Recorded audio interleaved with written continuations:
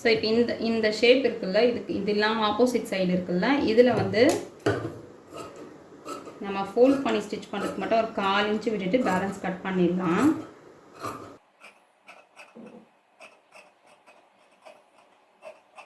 So 1/4 inch மட்டும் விட்டுட்டு balance cut பண்ணியாச்சு. கொஞ்சம் இருந்தால் போதும். ஸோ இப்போ நான் கட் பண்ண அப்புறம் லைட்டாக வந்து ஒரு அயன் பண்ணியிருக்கேன். ஸோ நமக்கு ஃபோல்ட் பண்ணுறதுக்கு ஈஸியாக இருக்கும் அப்படின்றதால இந்த எக்ஸ்ட்ரா இருக்கிற 1/4 இன்ச்சை மட்டும் நம்ம ஃபோல்ட் பண்ணி ஸ்டிச் பண்ணிக்கலாம்.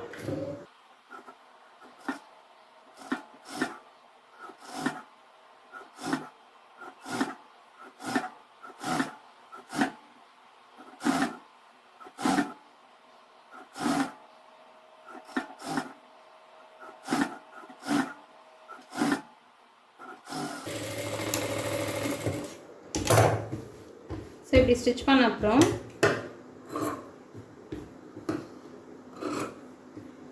இந்த கேன்வாஸ் இங்கே முடிச்சிருக்கு. ஒரு 1/4 இன்ச்சு விட்டுட்டு பேலன்ஸ் இருக்கிறத கட் பண்ணிட்டேன். மேலே வந்து அப்படியே இருக்கட்டும், நம்ம கம்ப்ளீட் பண்ண அப்புறம் கட் பண்ணிக்கலாம். ஸோ இப்போ வந்து இன்னொரு அடிஷ்னல் பீஸ் எடுத்து நல்ல பக்கமும் ஃபேஸ் பண்ண மாதிரி வச்சுக்கலாம். ஸோ நல்ல பக்கம் ஃபேஸ் பண்ண மாதிரி இருக்குது. இப்போ இந்த ஷேப் இருக்குல்ல, இந்த ஷேப்பை வந்து அப்படியே ஸ்டிச் பண்ணணும்.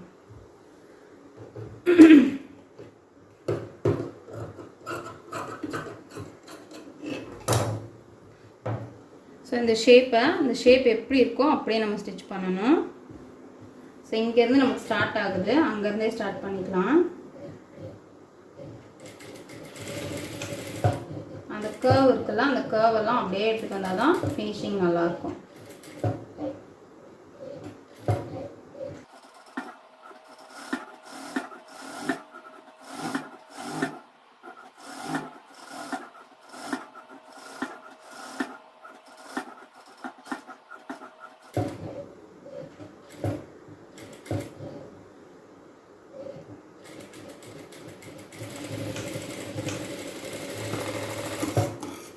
ஸோ இப்போ கம்ப்ளீட் பண்ணியாச்சு.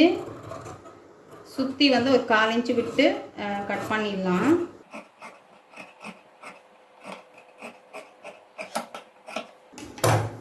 ஸோ அதே மாதிரி இங்கேயும் பார்த்தீங்கன்னா இப்படி இருக்குல்ல, ஒரு 1/2 இன்ச்சு விட்டுட்டு கட் பண்ணிவிடுங்க.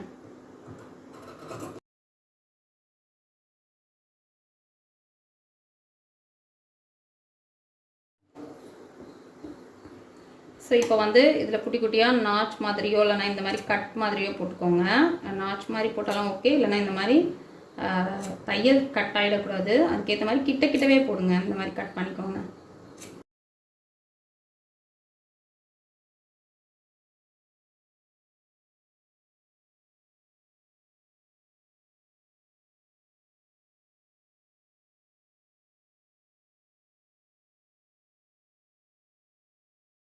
ஸோ இப்போ பாருங்கள், நாச் போட்டாச்சு.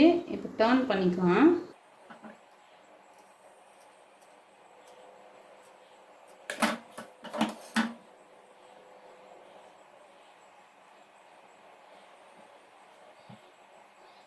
ஸோ டர்ன் பண்ணிவிட்டு இந்த காலரை வந்து நீங்கள் கரெக்டாக எடுத்து வச்சுட்டு ஒரு அயன் பண்ணிக்கோங்க. அப்போ வந்து இன்னும் நீட்டாக இருக்கும் நமக்கு காலர். ஸோ இப்போ பார்த்தீங்கன்னா உங்களுக்கு தெரியும், நமக்கு அந்த காலரோட ஷேப் நல்லா வந்துருச்சு.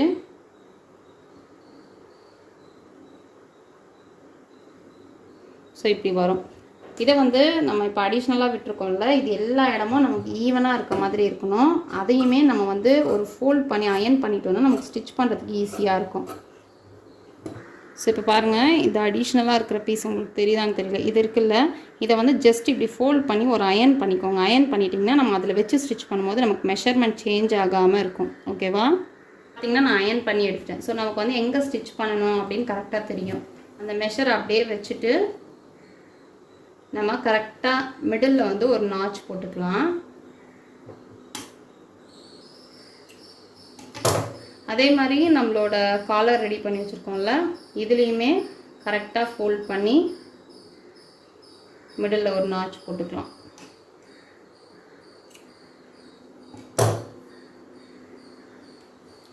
ஸோ இப்போ நாச் போட்டாச்சு. ஸோ இப்போ காலர் எப்போவுமே வந்து உள்பக்கம் வச்சு மேல் பக்கமாக திருப்பணும். ஓகேவா? ஸோ இப்போ வந்து இந்த நம்ம காலர் ரெடி பண்ணி வச்சுருக்கோம்ல, நான் இப்போ அயன் பண்ணி வச்சுருக்கேன். அந்த அளவு இங்கே தையல் போடணும். ஸோ இந்த கிளாத் வந்து இந்த அளவுக்கு நான் அயன் பண்ணி வச்சுருக்கேன். அந்த அளவு தையல் போடணும். அது பார்த்து பார்த்து தான் பண்ணணும். அதே மாதிரி நமக்கு இந்த கேன்வாஸ் தான் கணக்கு. நம்ம கேன்வாஸை தான் காலருக்கு ஏற்ற மாதிரி மெஷர்மெண்ட்டில் எடுத்திருக்கோம். ஸோ இந்த கிளாத் வந்து உங்களுக்கு கொஞ்சம் அடிஷ்னலாக தான் இருக்கும். நீங்கள் ரொம்ப கிளாத்தை இழுத்து இழுத்து பண்ணிங்கன்னா உங்களுக்கு மெஷர்மெண்ட் பார்த்தீங்கன்னா காலர் வந்து லாஸ்ட்டாக பெருசாக இருக்க மாதிரி இருக்கும். ஓகேவா? ஸோ இங்கே வைக்கும் போதே அதை கரெக்ட் பண்ணிக்கோங்க.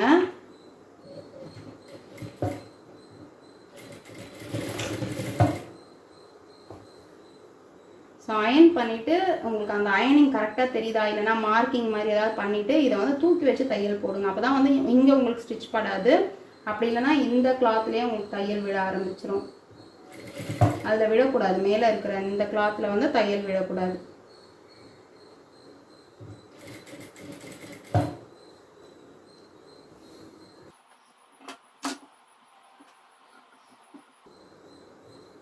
ஸோ அந்த ஷேப்பை வந்து பாருங்கள், இந்த கேன்வாஸோட ஷேப்பை தான் நான் வந்து வளைச்சி வச்சுட்டு வரேன்.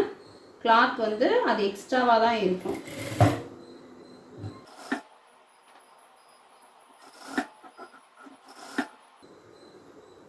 ஸோ இங்கே நம்ம நாச் போட்டிருக்கோம். அந்த நாச் கிட்டே இந்த ரவுண்டு நம்ம காலரில் போட்டிருக்க நாச்சும் வரணும்.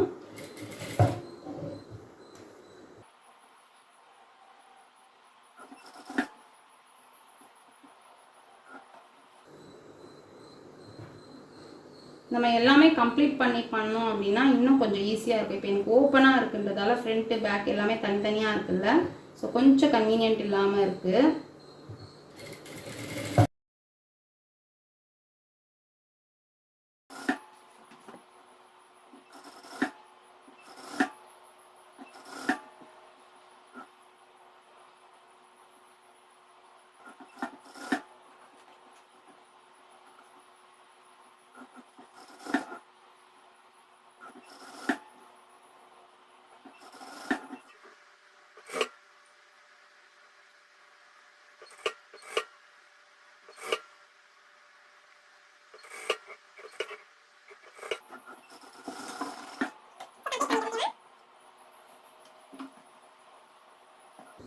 ஸோ இப்போ நல்ல பக்கம் திருப்பி மேல் பக்கமாக திருப்பி இந்த கிளாத் வந்து இந்த தையல் இருக்குல்ல இது உள்ளே போகிற மாதிரி வச்சுட்டு நம்ம அப்படியே மேலே தையல் போட வேண்டியது தான்.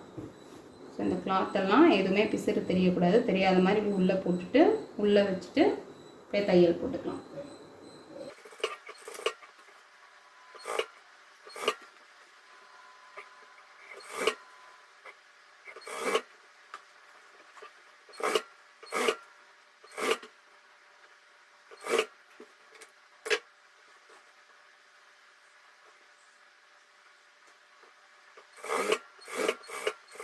காலர் பாருங்கள் அழகாக ரெடி ஆகிடுச்சு.